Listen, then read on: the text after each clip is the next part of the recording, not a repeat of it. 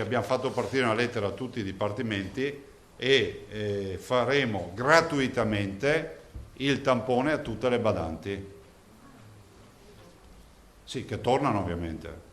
È questa l'ultima mossa in ordine di tempo della Regione del Veneto per circoscrivere il virus, da qui il duplice appello. Chiediamo la collaborazione delle badanti che mi stanno ascoltando affinché sappiano che la collega che sta arrivando deve segnalarsi, glielo facciamo gratuitamente.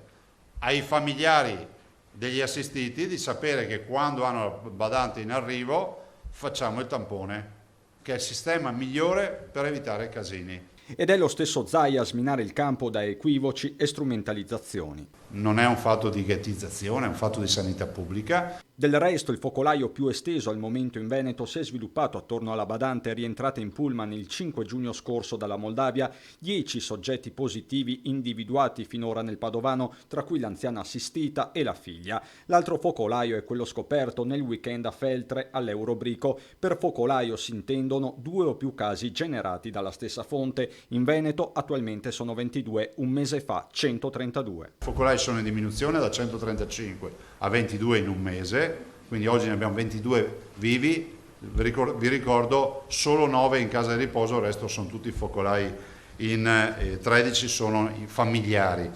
Zaia è ritornato sulla necessità di evitare assembramenti e sulla minore gravità dei casi attuali, che comunque si osserva nella quotidianità al di là delle beghe della scienza, ma c'è anche il fronte politico con 2 questioni calde. La prima riguarda il dibattito attorno al MES, il fondo salva stati per spese sanitarie. La scelta di aderire al MES, dire sì o no, spetta esclusivamente al governo italiano.